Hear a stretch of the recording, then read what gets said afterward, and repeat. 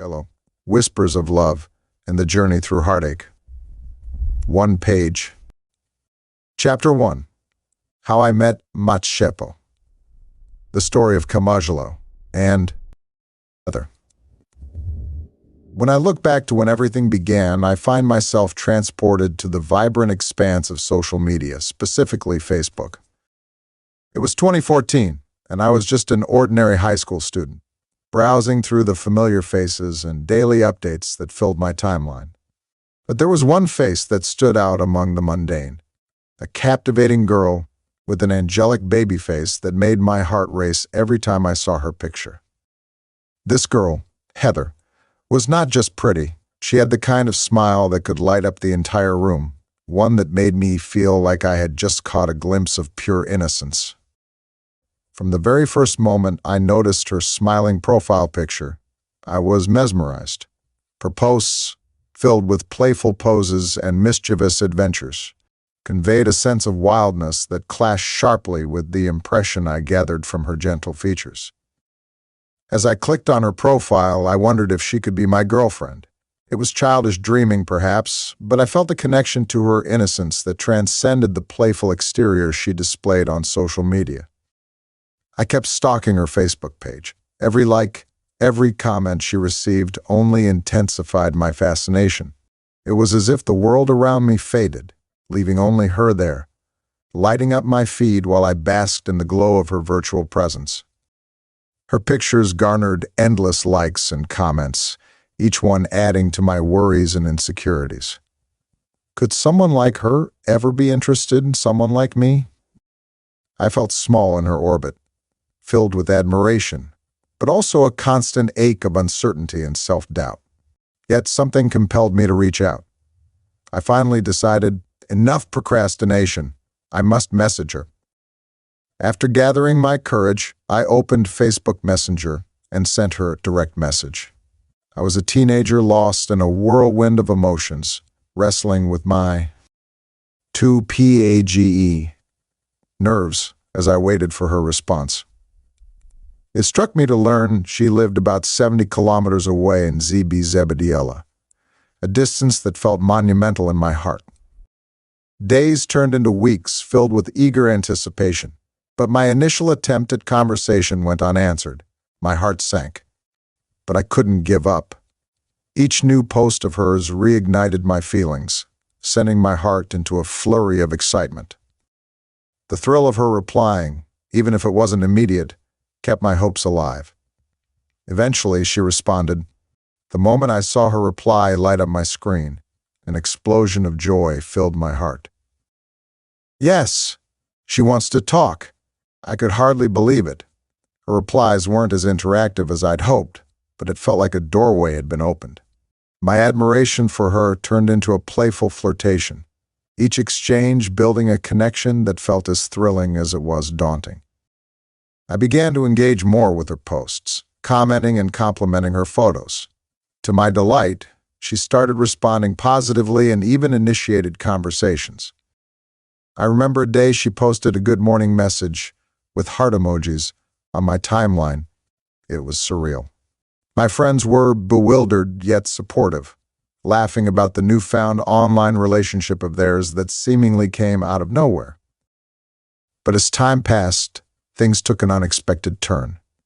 A friend of hers commented on one of her posts, mentioning Kamogelo, the same name I had. My heart dropped. I felt crushed. I dug deep to understand this newfound revelation, only to discover that she had a boyfriend with the same name who also lived in her village. I still remember that moment vividly. The pain was palpable, and a storm of emotions raged within me. It felt like a tidal wave had swept over me, washing away the dreams I had built around her. Despite my hurt, I didn't completely pull away. I sent her a message confronting the situation. Hold on. What's going on here? Who is this Kamogelo? Are you really serious? 3PAGE about us? Her resulting apology pierced my heart even more. She explained that she had a boyfriend, someone she had been with for years. The disappointment hit me like a brick. It felt strange to be mourning a dream relationship that had never truly materialized. After that, I tried to take a step back. My life moved forward, and for a while, I separated from Heather emotionally. But she lingered at the edge of my thoughts, like a beautiful song that wouldn't leave my mind. Then came the shifts in my own life. I got my first smartphone, a brilliant invention that connected me back to her seemingly effortlessly. I remained hopeful, reminiscing about our earlier conversations. One day, driven by nostalgia and the hope of rekindling our connection, I decided, what the heck? I'll ask for her number. Nervously, I reached out once more, and this time, she agreed. We transitioned from Facebook Messenger to WhatsApp, and something changed. Our connection deepened, and my apprehension began to fade. I was still quaking with insecurity the first time we video called. My heart raced with anxiety, fearing she wouldn't find the real me attractive. But as the call connected, and I laid eyes on her, I was struck by how beautiful her smile was. Her gentle voice enveloped me, a sweet melody that echoed in my heart. She invited me into her world. During the call, Heather showed me her surroundings, her grandma's house, her playful antics. I can still vividly recall her pointing to a tree, saying, "This is where you'll find me if you ever need directions." Every second spent watching her felt like a treasure. My heart brimmed with love for this girl I had never met in person but felt connected to deeply. Despite the connection we began forming, I could hardly ignore the reality that she was still seeing someone else. I watched as she posted pictures with her boyfriend, yet, for PAGE. Somehow, I found myself drawn closer to her. It became increasingly difficult to cope with the funny infatuation I had for her. My emotions created a range of chaotic feelings, and the pull between longing and disappointment was akin to a tightrope walk. After a period filled with uncertainty, my relationship with Heather began shifting again. We both faced heartbreaks from previous relationships. My trauma made me hesitant, while her weight loss and emotional struggles became evident through her candid updates. In that vulnerable moment, we opened up to each other about the pain we'd both endured. My heart began to soften towards her and the connection we had built over years. I made a bold move. "Let me make you happy," I told her when we spoke one day, the sincerity of my words thick with emotion. "I believe we deserve each other." Her sweetness cascaded over me like a gentle wave, and when she agreed, it felt like everything started falling into place. As we conversed on WhatsApp daily, our bond solidified. We became inseparable.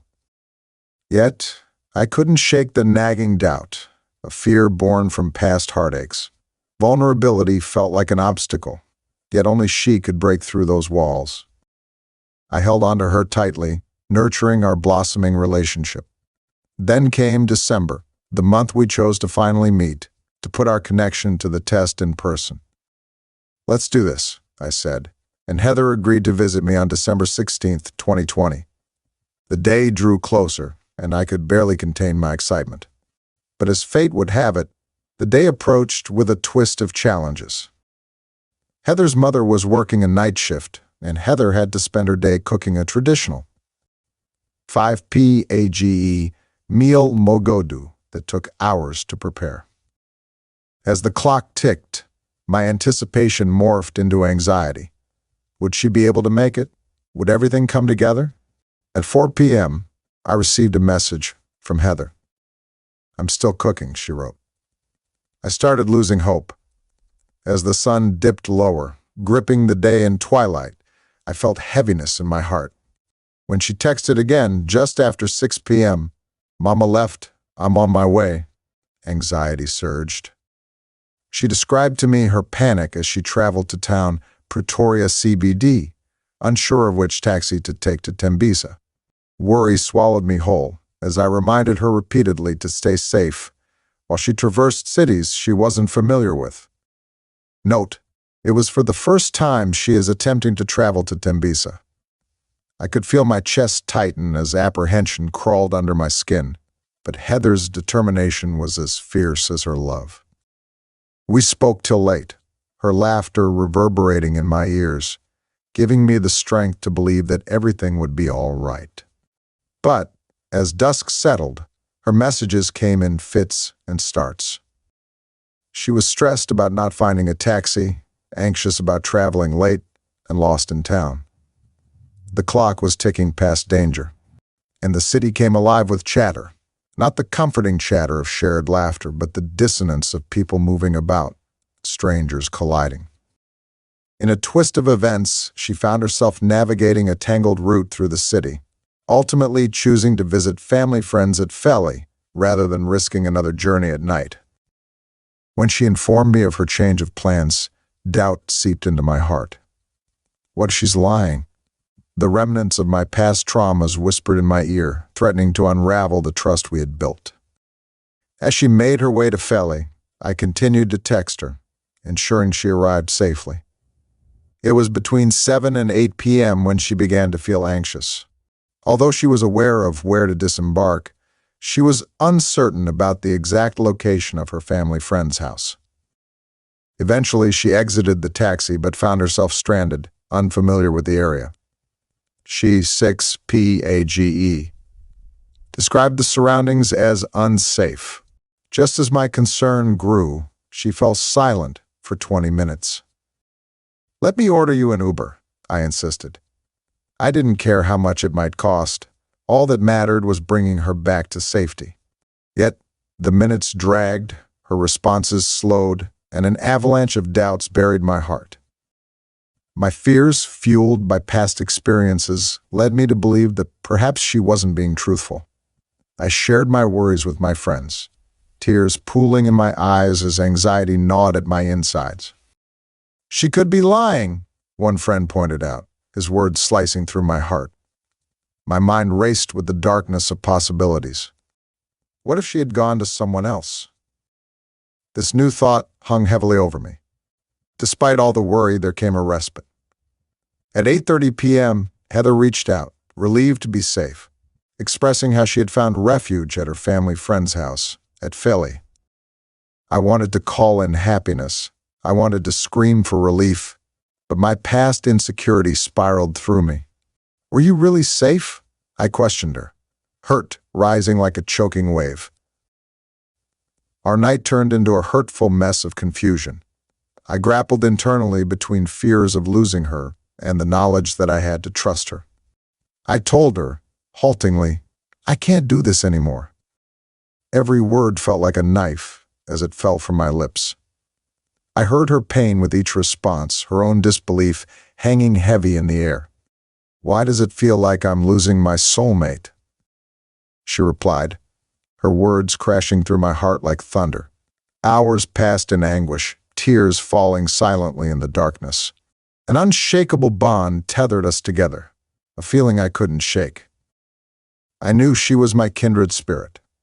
I spent that night in turmoil, my heart heavy with regret, unable to appreciate the connection we had forged over 4 years.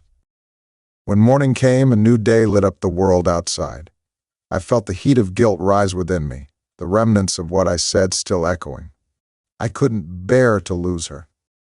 I texted Heather, 7PAGE, apologizing profusely for my earlier actions, extending the trust I'd withheld. "I know you're safe," I confessed, my heart humbled by my own doubts. As we started to reconnect, the air felt alive. "Let's try to meet again," I suggested, my hope shining through the cracks of yesterday's hurt. We agreed she would come to my place the next day. Over video calls throughout the day, we laughed and shared stories, rebuilding the tenuous threads of our bond. The following day, December 17th, she was ready to come, but cursed weather kept getting in our way. It rained again on the 18th of December. Rain fell nonstop, leaving Heather with no dry clothes but a borrowed black dress that clung perfectly to her figure. Each moment felt agonizing as the clouds cried overhead, drowning out our plans. Finally, on December 19th, the heavens cleared. My heart raced with eagerness. The day had finally come to meet the girl who had stolen my heart through a screen. I was a ball of nerves as she made her way. Updates flowed in from her. The chat was vibrant with laughter, anticipation infusing our words. When she finally arrived, time seemed to freeze. She looked radiant in the black dress, sporting classy eyeglasses that framed her face perfectly. An ethereal beauty stood before me, a practical dream at last. All those moments of yearning, imagined embraces, and distant conversations had culminated in this electrifying moment.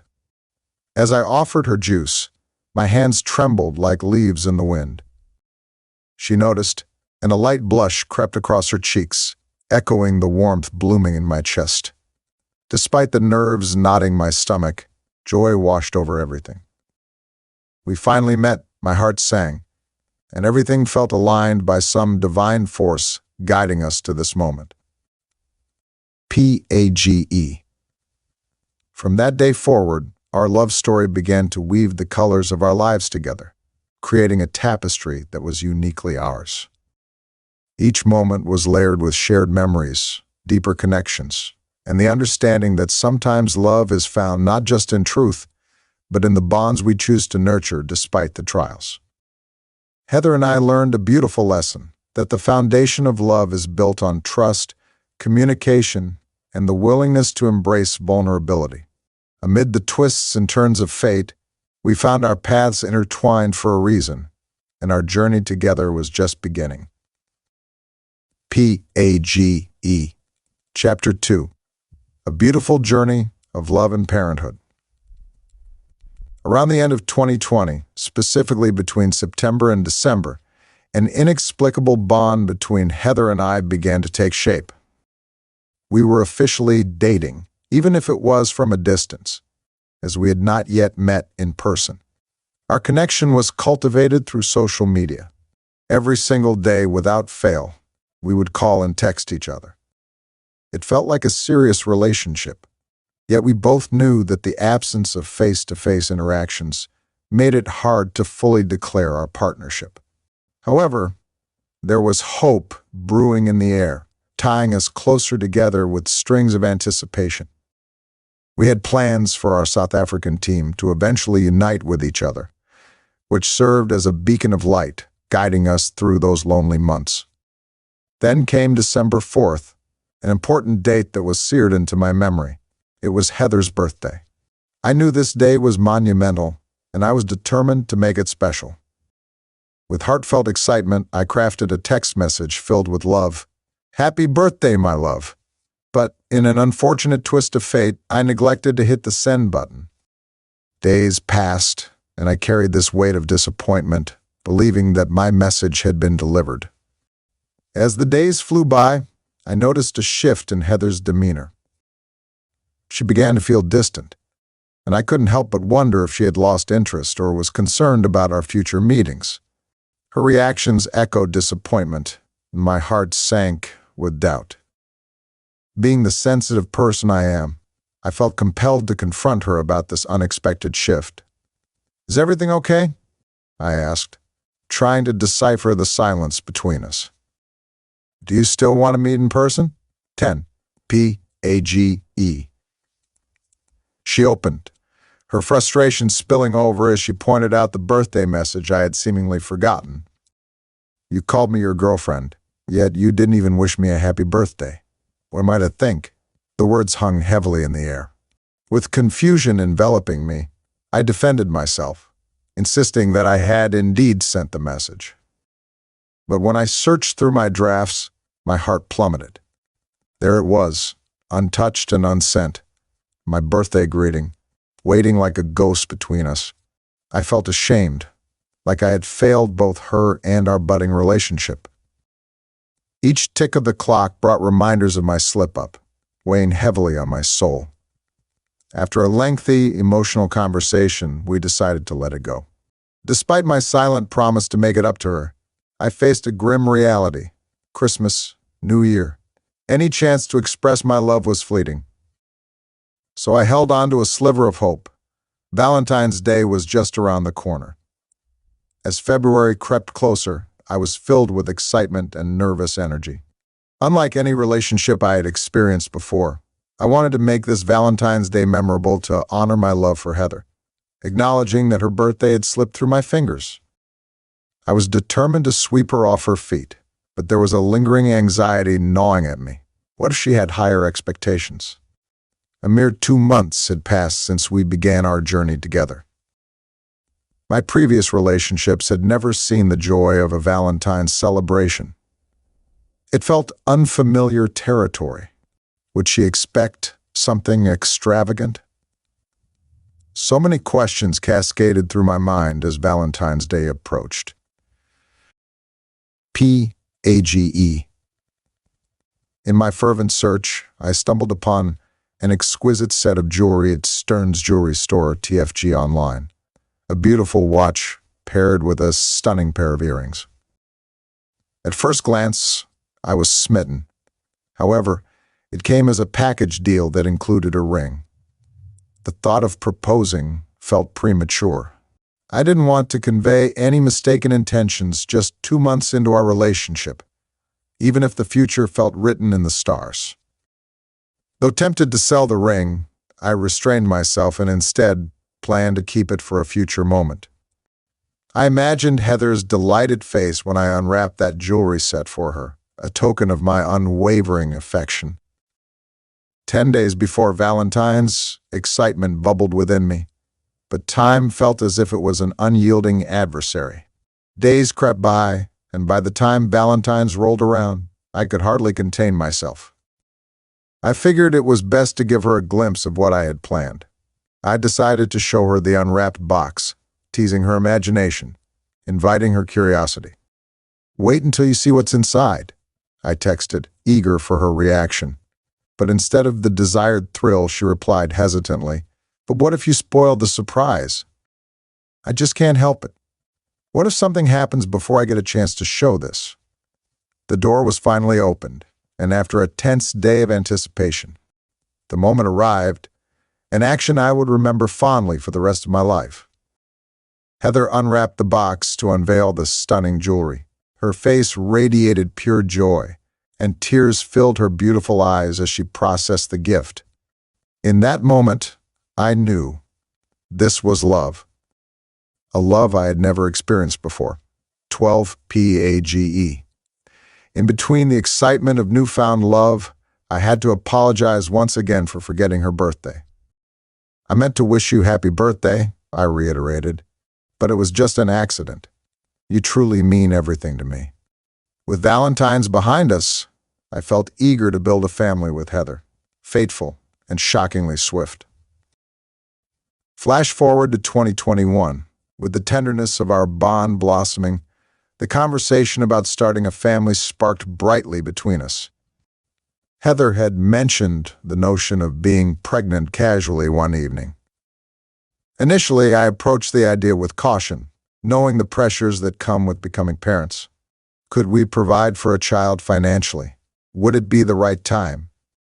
After a few spirited discussions filled with both trepidation and excitement, we agreed, life is too short. Let's embrace whatever comes our way. In May 2021, Heather confessed that she might be pregnant. I wasn't prepared for the flurry of emotions that would surround the time leading up to her confirming her pregnancy. Days turned into weeks, and soon, Heather noticed late periods. "Let's take a pregnancy test together," I urged lovingly. Her nerves were palpable, but I tried to reassure her in textual whispers. Together, we decided to embark on this transformative step, marked with the weight of our dreams and aspirations unfolding before our eyes. One afternoon in her bathroom, Heather took the test while I waited anxiously. My heart raced in anticipation. "Are we really pregnant?" she asked, hands clammy and eyes darting. "Perteen, P-A-G-E.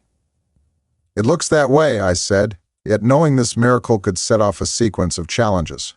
With each passing day, our excitement mixed with uncertainty about how our families would respond to our news. As the months rolled on, Heather visited me often, But as her belly began to swell, she expertly concealed it from her mother, for fear of the backlash she might receive. She utilized a crafty mix of clothing styles to hide the changes in her body. Eventually, though, it became impossible to conceal her pregnancy. At 5 months, Heather's mother noticed. Sensing the shift, she became suspicious and started to question Heather's whereabouts and condition. Feeling fear grip her, Heather made the decision to leave home, finding solace in a family friend's embrace. But this was not without conflict. As her fears loomed large over our relationship, Heather faced old pressures that made her question our future. During this barrage, I confronted my own fears and sought my father's support to alleviate Heather's worries. My manhood sharpened as I explained the situation, feeling the weight of responsibility settle upon my shoulders. "I'm willing to look after her," I declared.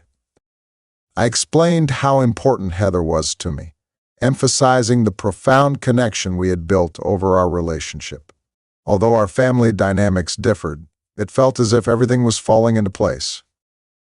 Heather returned to me, cautiously optimistic yet wrestling with the looming pressures of impending parenthood. We found ourselves navigating a new landscape. The journey became increasingly complicated, and I noticed Heather wavering under the conflicting advice from her friends and family. "Our baby clothes will be expensive. How will we manage?" The words felt like daggers piercing through her heart. 14 PAGE. I quickly countered her fears with my own vision and understanding. "It's all right, babe. I'll take care of things." I began buying baby clothes from every store I could, hoping to quell Heather's worries and reassure her of our foundation. But as beautiful moments of joy turned into days filled with frustration, miscommunication grew. One fateful evening, when I returned home later than usual, I was greeted not with affection but anger. "You didn't tell me where you were," Heather exclaimed, hurt. I had come home bearing gifts, yet the misalignment of our feelings clouded the room. After a tense moment, I took her hands in mine, explaining my intentions to surprise her. But still, as we worked to navigate the storm, the conflicting opinions of her cousin's sister lingered overhead like dark clouds.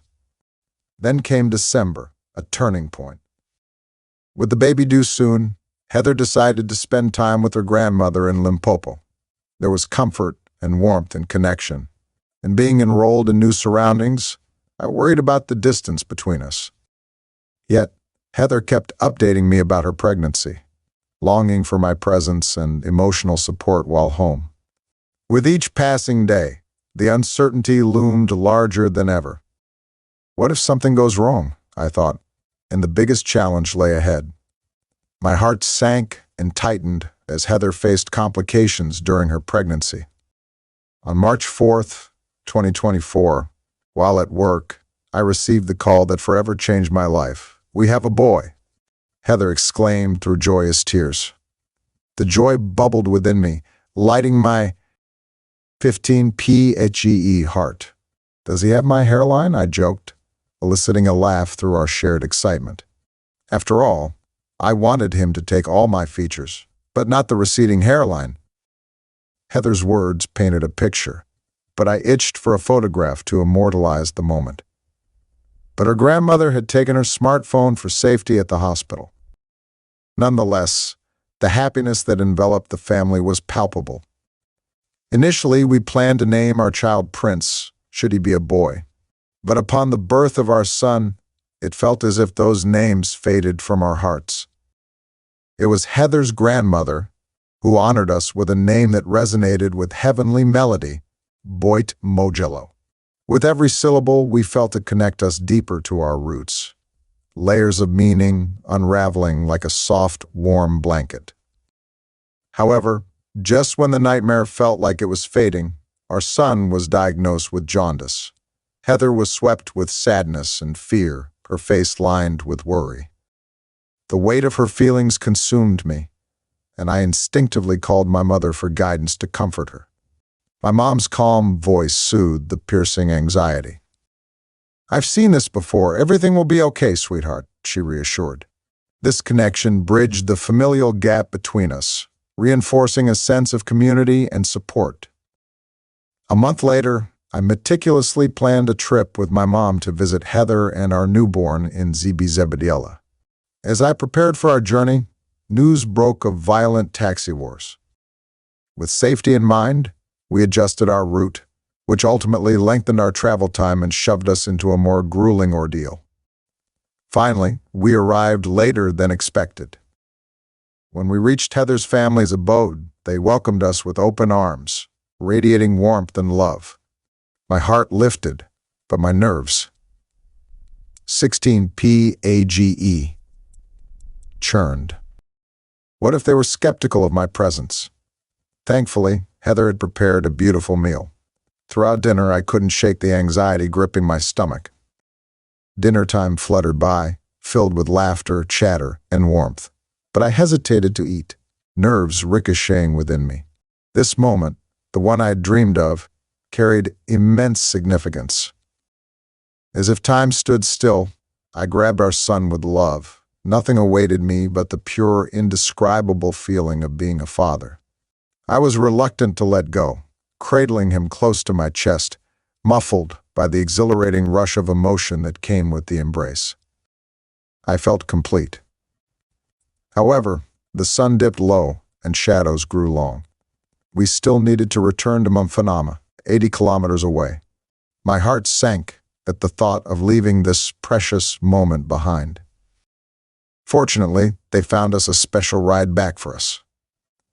As we prepared to leave, I encouraged Heather to join us and see her other home. We traveled back to Mumfanama, fully aware that Heather would return with the car. I simply wanted to reconnect with her since it had been a long time since we last saw each other.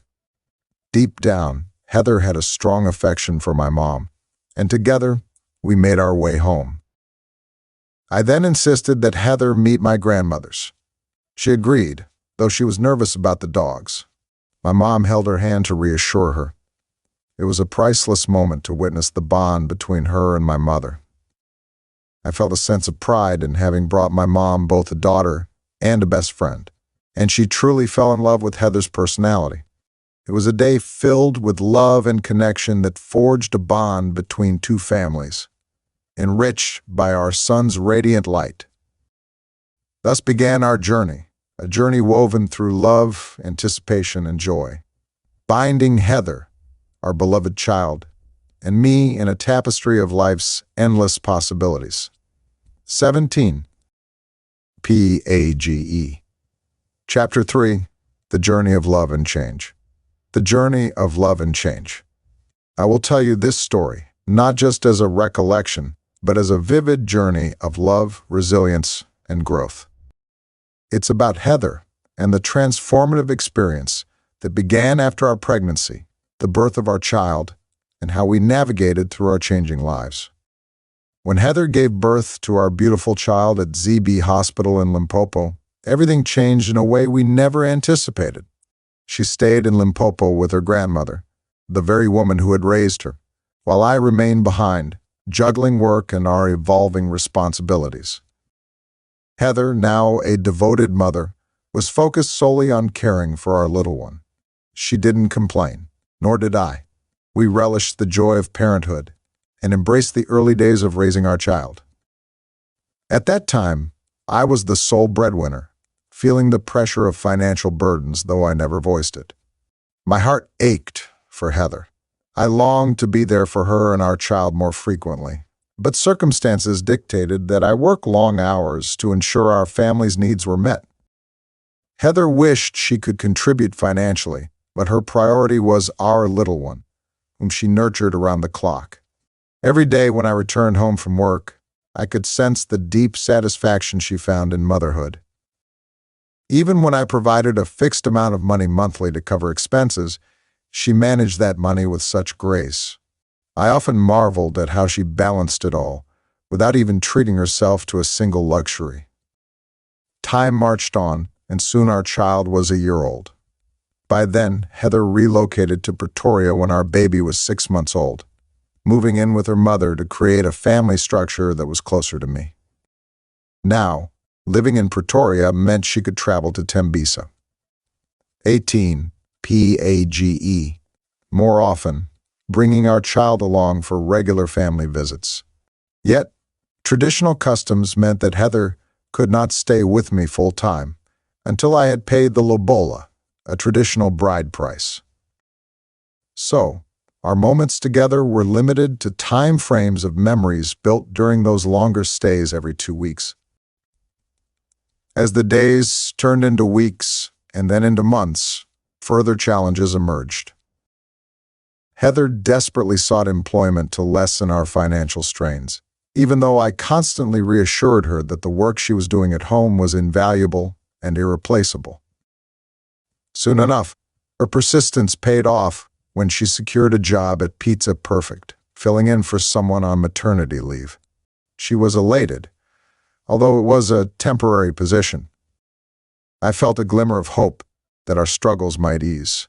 Day by day, she worked diligently, balancing her job alongside her duties as a mother.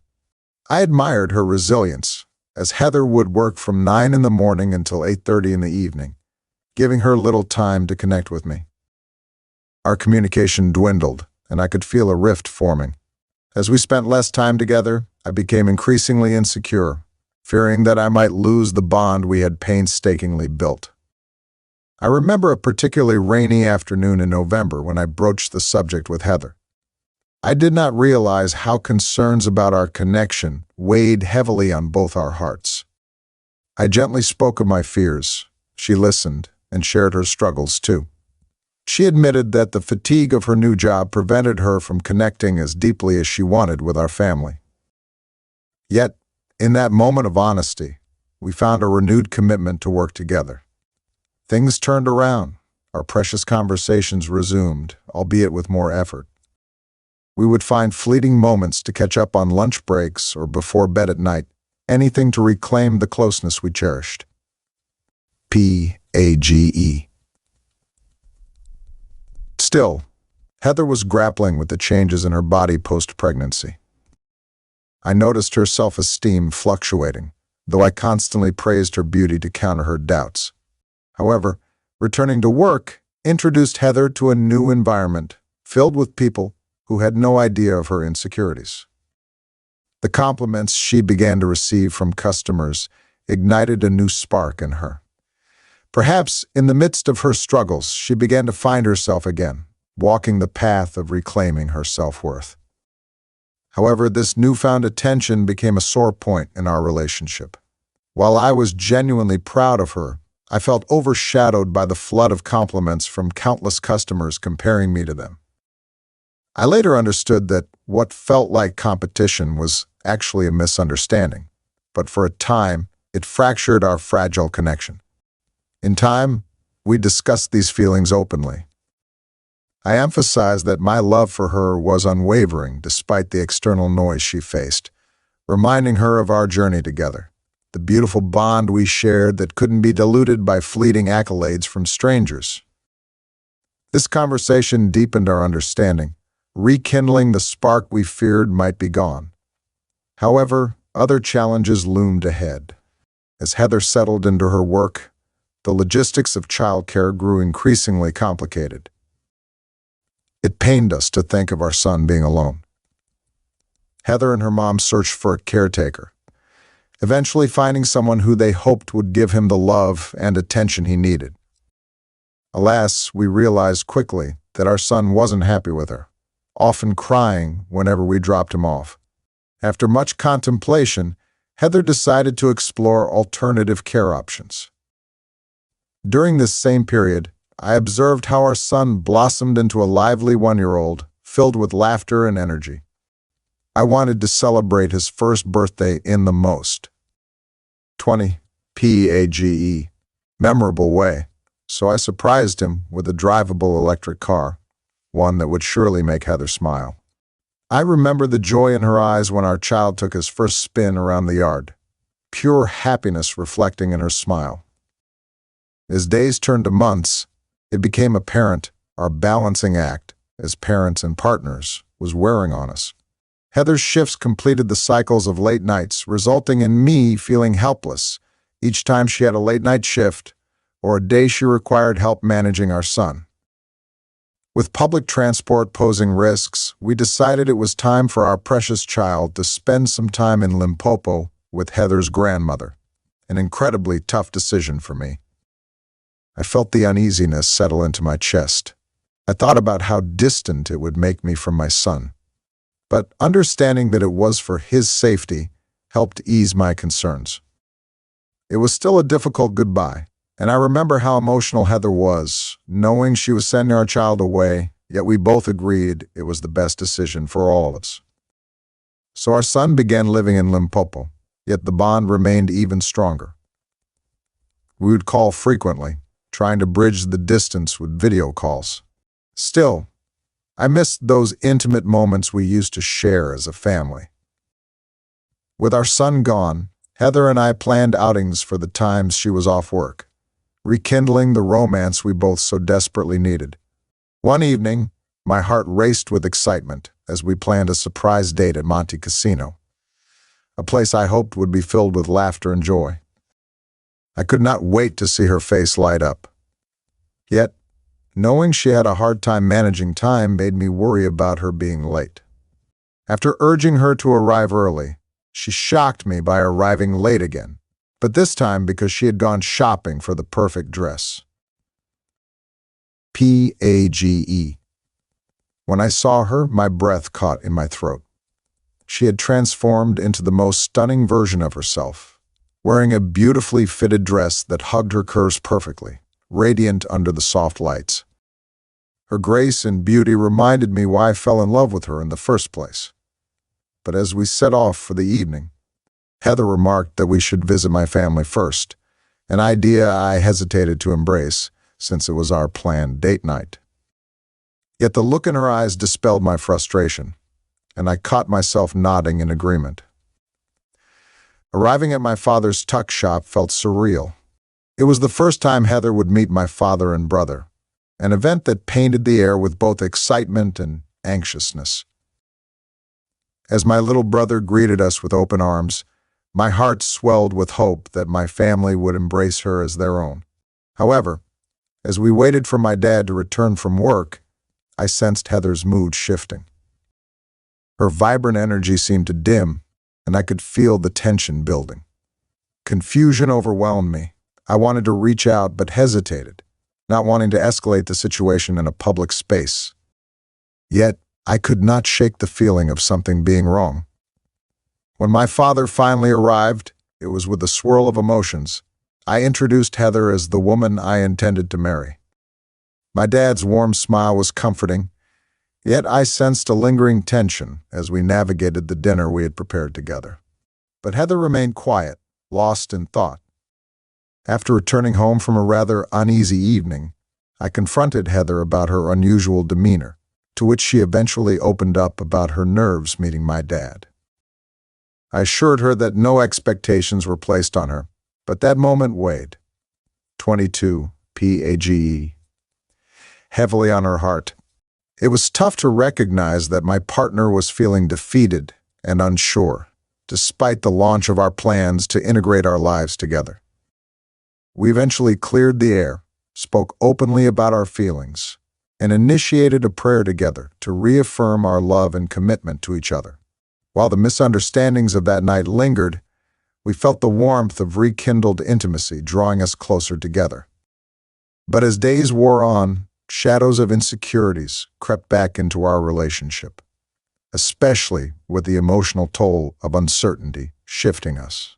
Occasionally, I found myself struggling with the emotions from lingering events from the past and overall miscommunication issues. I kept reaching for solutions. Attempts at reassurance echoed across long nights and quiet days.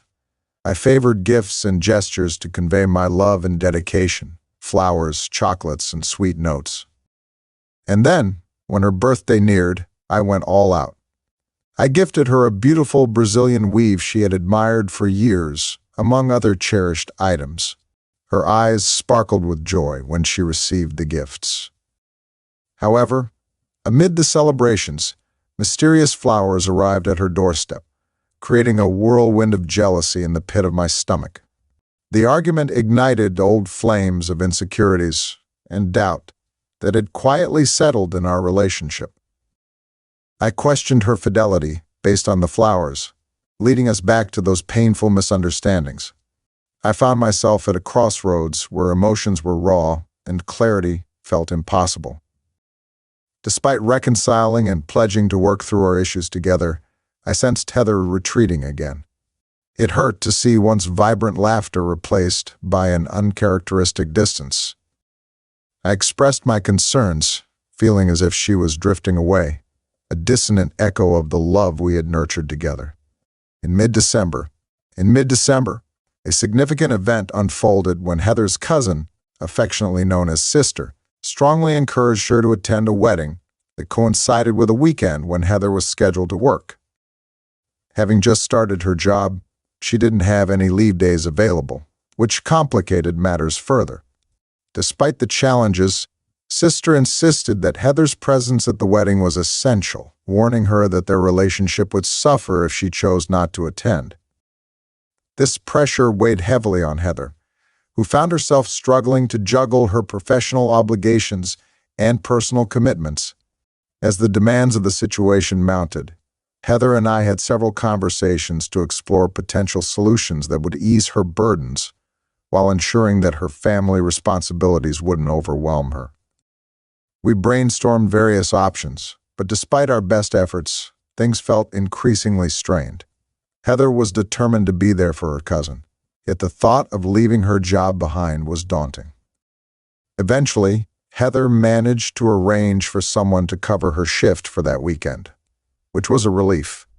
However, another challenge arose: finding the perfect traditional dress for the wedding. I reassured her that I would take it upon myself to help her find a dress that would make her feel beautiful and confident. After searching through various shops and styles, I finally discovered a stunning dress that I knew would look amazing on her. When Heather saw it for the first time, she was absolutely ecstatic. The dress suited her perfectly and made her look like a true slay queen, reminiscent of a glamorous rich aunt. Finally, the day of the wedding arrived.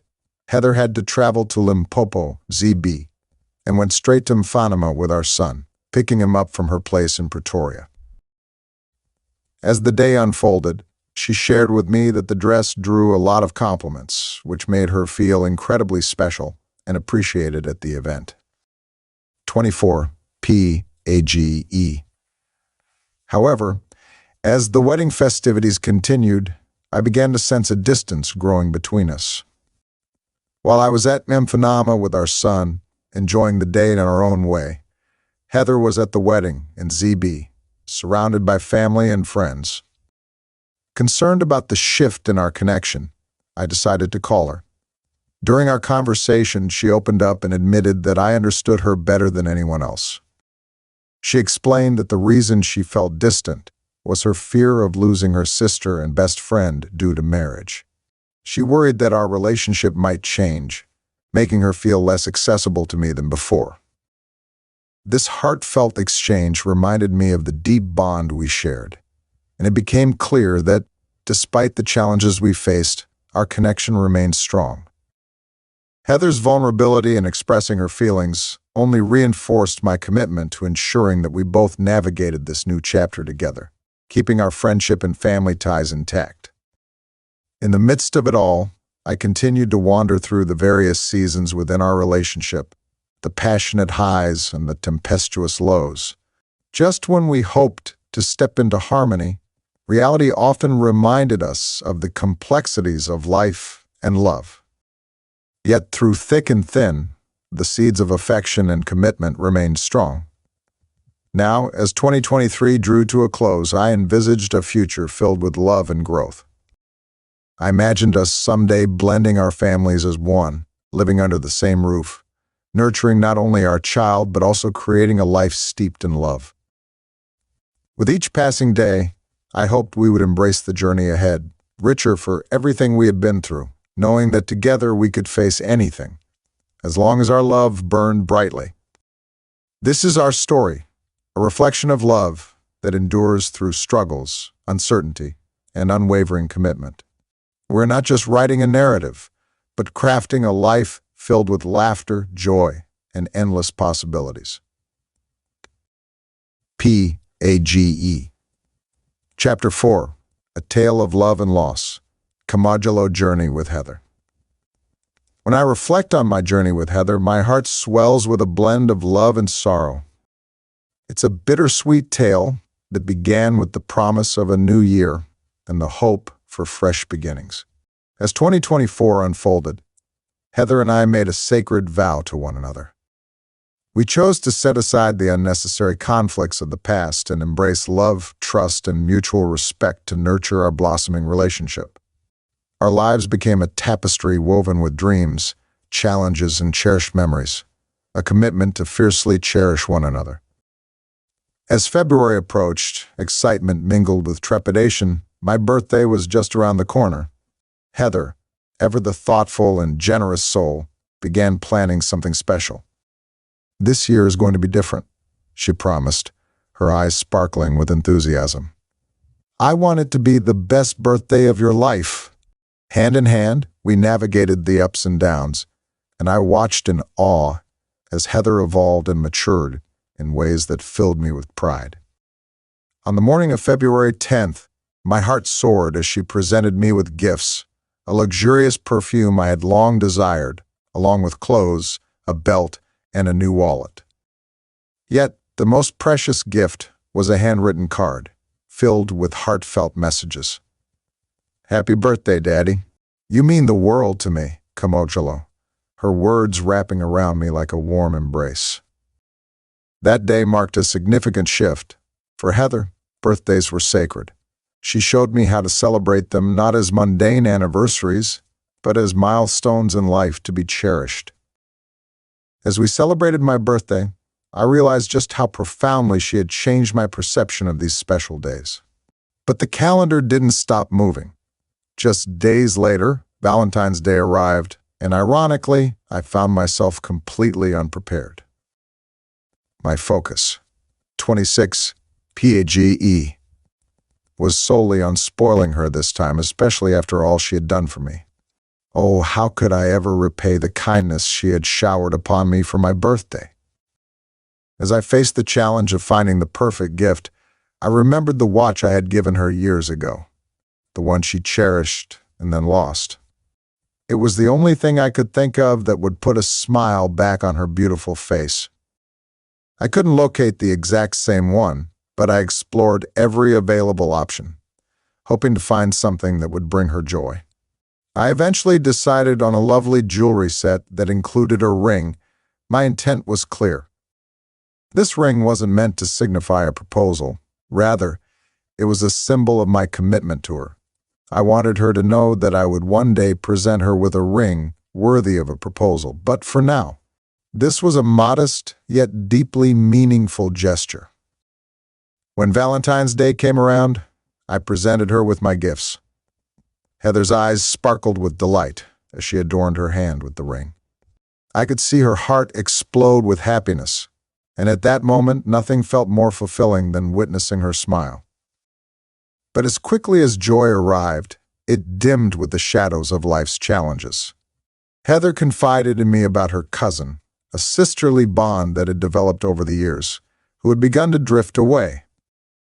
This cousin had a pivotal role in Heather's life during her pregnancy.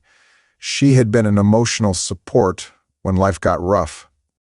Now, her sudden distance left Heather confused and hurt. I reassured Heather, urging her not to worry too much, urging her to let it go. But the weight of uncertainty hung heavy in the air. Life, as we know, has unpredictable twists and turns. Weeks went by, and Heather began to share those growing concerns. "Whatever happens, I'm here for you," I soothed, holding her close as she vented her confusion. Something to PAGE. In late March, I was jolted into worry when Heather's cousin's sister reached out to me with alarming accusations. "I suspect that Heather is speaking to my husband," she claimed, sending an icy chill through my bones. I have proof. I felt my heart pound heavily against my ribcage. What followed was a tense exchange, fueled by paranoia and accusations that left me spinning. My worry for Heather grew as her cousin unfolded the supposed evidence, claiming to have found Heather's name in a Truecaller contact app linked to her husband. Layer after layer, our relationship stood under scrutiny. Would the very threads holding us together unravel? That day, my instincts kicked in. We need to confront this head-on. Truth needs to prevail. With Heather reluctantly agreeing, we found ourselves tangled in a web of emotions that made me ache for resolution. When I finally spoke to Heather about her cousin's allegations, her response was swift and fierce. Her heart ached from betrayal, not recognizing the rising tension within her family. "I've never been in contact with him. I've always supported her," she insisted, her voice trembling with indignation. The confrontation loomed between us and her cousin's sister. With bated breath, I watched as Heather faced the truth. She stood her ground, unwilling to let anyone tarnish what we had cultivated together. But that confrontation became a breaking point. The fallout was explosive, familial bonds shattered, fueling resentment that left both us and her cousin consumed by anger. After some investigation, we discovered the truth behind Heather's name appearing in her husband's phone. Her cousin's sister, the accuser, had once attempted to call 28 PAG E. Heather on December 31st, 2022. The Truecaller app had simply retained that history, a single missed call. This revelation added another layer of complexity to an already fraught situation, leaving me even more anxious about what lay ahead. The evidence still did not change her sister's mind. Though the situation was heart-wrenching, our love grew ever stronger in its aftermath. We became each other's sanctuary amidst external chaos. We planned for a future, plotting a new path that would lead us closer to our dreams. Yet, amidst this growing intimacy, shadows hung heavy above, and Heather began to complain about feeling perpetually tired. I thought nothing of it initially, attributing her exhaustion to the rigors of work and life. Her sporadic bruises and fatigue were brushed off as just a part of life, but deep down, my concern was growing. It was Heather's mother, a vigilant guardian, who insisted that Heather see a doctor. "You need to go, my child. There's something more here," she pleaded, an unyielding force guiding Heather toward self-care, one that Heather dared to resist. To my concern, I was not present at the doctor's office. I waited anxiously as Heather called me to deliver the news. "Kamogelo. They say my blood platelet count is critically low," she whispered into the phone, her voice fraught with dread. I could hear the tears gathering in her throat, and the sound gutted me. It became clear that this wasn't a simple case of fatigue. The swift transition into emergency mode felt surreal. Heather was sent to hospital, and she was admitted, needing a blood transfusion immediately. She was later diagnosed with anemia. Although they could not confirm what type of anemia, I was terrified. I prayed night and day, keeping my fears contained while supporting her. I often ached with 29 PAGE, frustration watching her deteriorate, feeling the helplessness creep in as I tried pursuing answers in any possible way I could. Days passed. Heather seemed to dance between these extreme highs and devastating lows. I would find her laughing one moment, and the next gasping for breath, her fragile frame succumbing to unseen torment. Her struggle was my struggle. Returning to the hospital for visitation became our routine, with Heather's mom, her aunt, and I often begging managers for time off, unable to turn away even for a moment. We rallied together to care for Heather, ensuring she was eating, making nourishing soups, and bringing her favorite snacks. Despite the encroaching darkness, she remained our light, our love, as we surrounded her with support and warmth during this challenging time. Unfortunately, as the months wore on, the doctors couldn't pinpoint the real cause of her pain. leading us into a circus of specialists and nurses. A bone marrow test was on the horizon. Every day we hoped for some clarity in the storm. Heather was admitted to Mamelodi Regional Hospital, which unfortunately lacked a bone marrow specialist. She was scheduled for a bone marrow test at Steve Biko Hospital, with an appointment set for 10 days later. However, she needed to go through a hospital procedure that required an ambulance transfer to Steve Biko. On the day of the test, the ambulance was delayed, preventing her from getting the procedure done. This meant she had to wait another 10 days for the rescheduled test, which was incredibly traumatic as she wasn't receiving proper treatment. When she finally had her bone marrow test, about 20 days later, she faced an additional 2-week wait for results. This prolonged uncertainty was overwhelming, especially as she remained unaware of the cause of her anemia. With life unfolding at an excruciating pace, complications arose. I would arrive at her room seeing her laying there, so fragile, so alive, yet so distant. The last time I visited, however, everything felt different. The tiredness in her voice was more pronounced, each word a battle as we exchanged endearments. 30 PAGE. On July 16th, something in Heather's message felt off. Kamogelo, she stated, her voice trembling. Just know I love you. It felt like she was trying to ground herself in the reality of her situation, and yet, ironically, I took it as a sign of hope. In the cruelest twist of fate, 1 day later I would find myself spiraling into uncharted territory, the day I lost Heather. Unfortunately, she could not live enough to see her bone marrow results. I will never forget that heartbreak. Receiving the call was surreal. The words rang in my ears like a cruel bell tolled for the living. Kamogelo. She did not make it. I am sorry. My world fractured, leaving only darkness behind. The moments that followed are still a blur, tears streaming down my face, my heart breaking as I stumbled through conversations, unable to comprehend the loss. As I sought solace within her family, they struggled alongside me, holding me close as we faced this overwhelming reality. I remember those last days clearly. When I stood before Heather, devoid of life, I couldn't recognize the vibrant woman I once knew. The thoughts rushed through me, her laughter, her words of love, our plans for the future now stripped away. I promised her I would care for our child, assured that they would see how incredible their mother was. But these promises felt desolate without her by my side. The funeral was somber, surrounded by her loved ones, all bearing the scar of grief. It was then that I began to understand the profoundness of our moments together, the love that flourished even in the darkest hours. I grieved not only the loss of Heather, but the life we had envisioned, a life shared, filled with adventures, laughter, and an unwavering bond. PAGE. As I stand here today, recounting our shared tale marked by love and loss, I can't help but reflect on the essence of Heather. The world feels immeasurably darker without her glow. She taught me how to cherish life, to celebrate each moment, and to love wholeheartedly.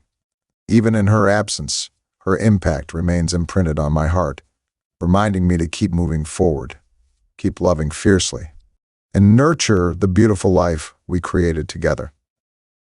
In the echoes of our memories, I will carry her with me as I raise our child, determined to honor her name and legacy forever. Through our love story and its heart-wrenching conclusion, I have learned that life is fleeting, and it's within every heartbeat that we must cherish what we have. So, here I am, Kamogelo Fogole, forever holding on to the love we shared, marching forward through this painful existence, one step at a time. 2. PAGE.